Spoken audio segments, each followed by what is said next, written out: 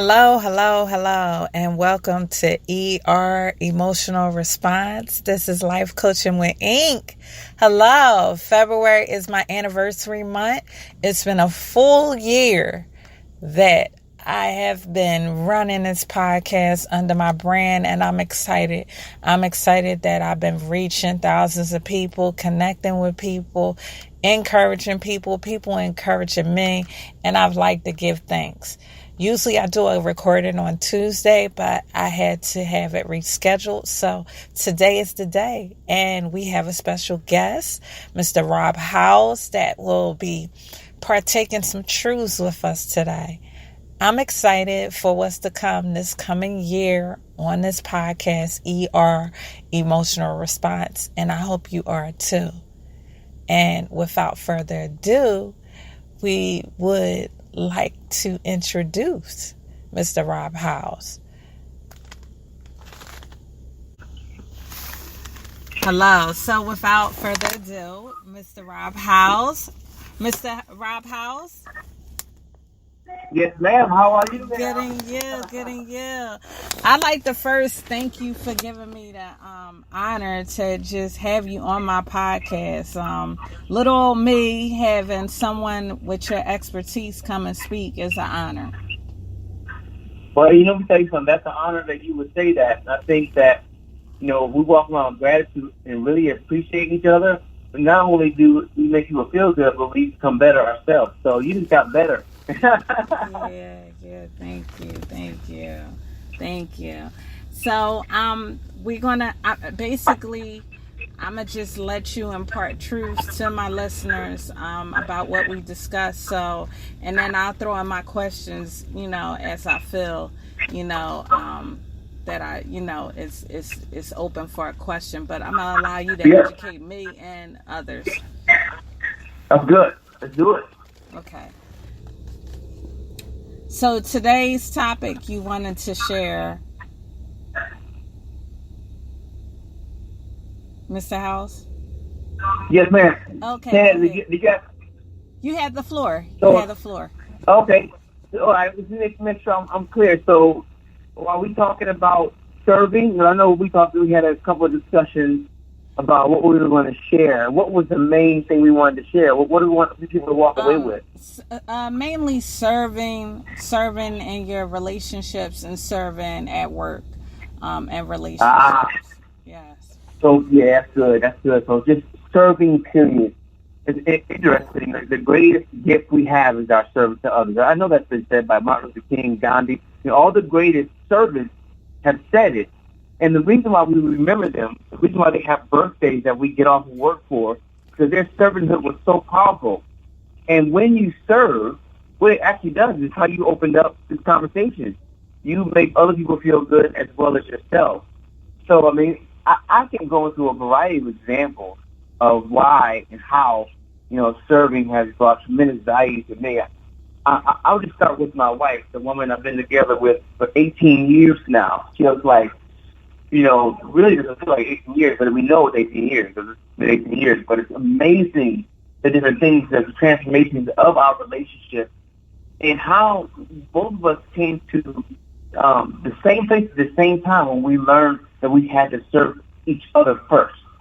Meaning, like when you are in a relationship, period, you're always looking out for your best interest. It's your natural human instinct. We're instinctively going to try and get what's best for us.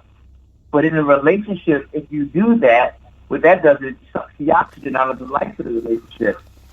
So, but when you serve, that's how you breathe life into each other. And so we did that, and by doing that, we both began to realize some things we could change in our own self.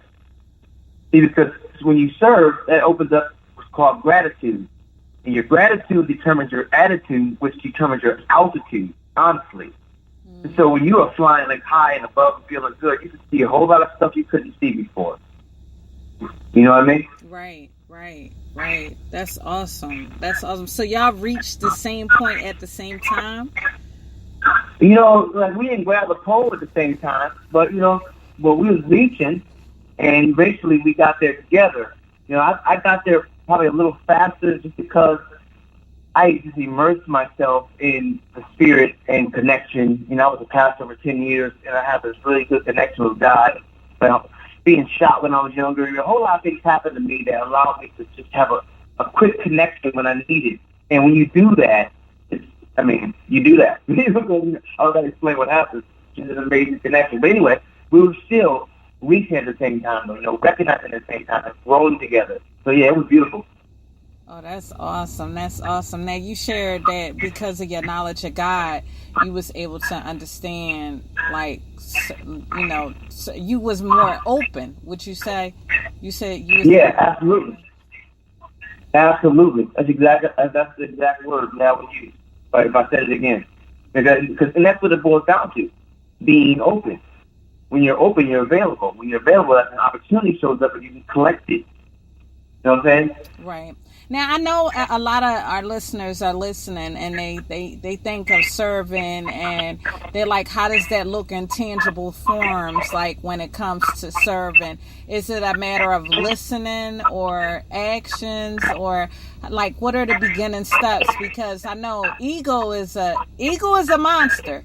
It could be our best attribute, but then it also could be our biggest monster. Would you say? Oh, yeah. Oh, my goodness. Ego, according to Dr. Wayne Dyer, stands for edging God out. Just a quick way to be by yourself on an island. So I tell you one of the first things you could do, and you said it. You must have the book on this, and wrote some of it. It's listening. Number one, that's the beginning of everything. Once I realized that, I realized how much I wasn't listening. Like, you think you're listening to somebody, but hearing and listening are two different things, completely. Like oil and water, actually. Hearing, that's the sound waves. That's all they are, sound waves. Listening means you've comprehended, right? You've comprehended. So anyway, when you listen to somebody, they're telling you how they feel. They're telling you what they want. If you're actually truly listening, you can deliver that. If you're not listening, then you're just going to be responding when they're responding. So number one, listen more. Number two, bring value to what do they love? What do they like?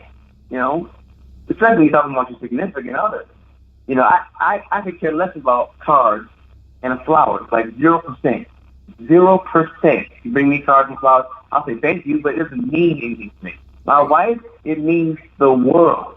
It's absolutely amazing, like how much a card and some flowers mean to her. So what do? Do I stay on my lane, thinking about flowers and cards the way I think about it? Or do I realize through empathy and emotional intelligence that this is what she loves? So if I love her, I'll love it. That's deep stuff right there, man. No, it definitely is. I hear a little bubble. Can you, at one point you was like really close and I could hear you perfectly.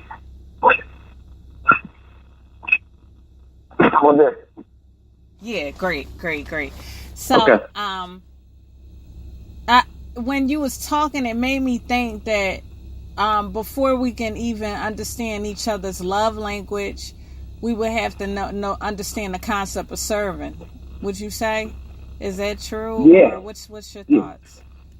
Yeah, absolutely.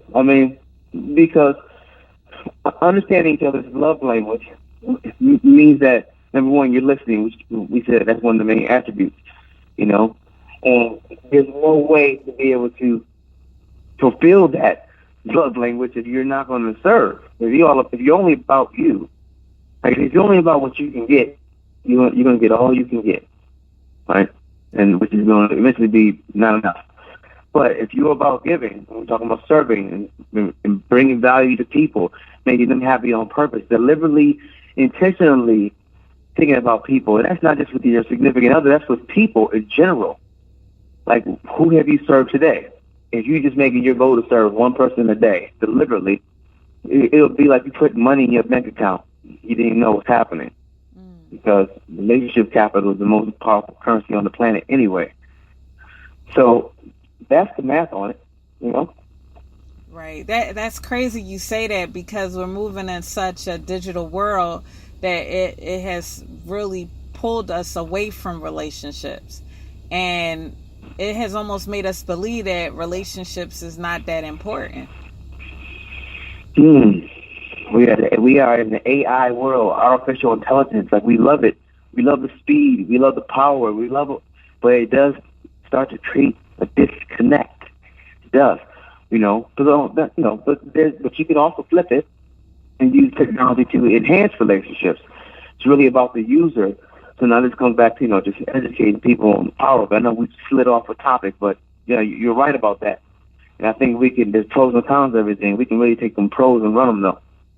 So when it comes back to serving and you saying we could use it for our good, is part of serving maybe texting when you're not a texter, or calling when you're not a caller, or FaceTiming when you're not a FaceTimer? Mm-hmm. Yeah, doing whatever when you're not a whatever. Yeah, that's good. That's it. Getting comfortable being uncomfortable for that person, because that counts. That counts. Big. So are you saying that unless you have servitude in your relationship, your relationship won't be successful, or you can have a relationship without serving, but you'll be missing something, or what's your thoughts on that? That's a great question. That's a great question. The short answer is, if you don't serve in your relationship, they will eventually dry up and die. Now, a lot of relationships, just like branches, you still see them, but they're clearly dead. Right? Eventually, you'll either be the branch that comes to the ground, or the branch that's dead there, because that is the vital organ. Serving, that's real love. Because without real love, unconditional, true love, this I know sounds like a book now, but without that real love, you will not be able to stand the test of time that's going to come. Situations are going to come. Obstacles are going to happen. Trials, tribulations are going to take place, as they always do. And if you don't have that strong connection in a relationship, you will not be able to withstand it, and you will be that broken branch on the ground. You know what I mean? So the right side is, if you haven't been activating this, it's nothing like the next breath you take. That's how powerful choice is. You could change in a moment. You don't got to go to school for it. It's a thought. All right, what can I do to bring value to my wife, to my husband, to my coworkers, to my community? How can I serve? There's this thing, this young lady on LinkedIn I met named Jacqueline Way. She has this 365 give. Absolutely amazing. It's like, go to hashtag 365 give. It's basically doing one act of kindness for somebody every day. She started with her son. He was 6 at the time. Absolutely phenomenal. The power of that. Going back to serving, giving. This is what all the great teachers talk about. Jesus, the Buddha, that anybody could think about is about giving. Why? What is so special about that? What was so special, Martin Luther King? Mm-hmm. Why? Well, I'll tell you why. Look at the fruit of their labor. Look at the fruit of everyone I just spoke of. Look at the fruit of their giving labor. That's what we can have. That's what we have. Wow.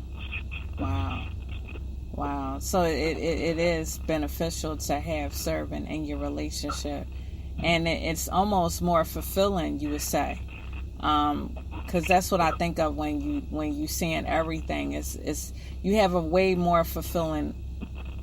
It's two things that make me that I think of when you say everything.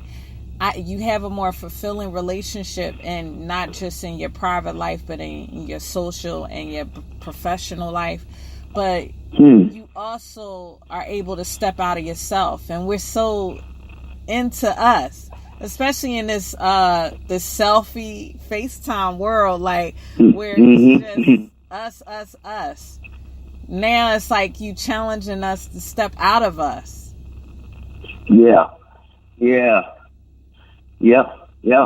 And lose yourself in the service of others. I'm gonna look that up. Somebody said that.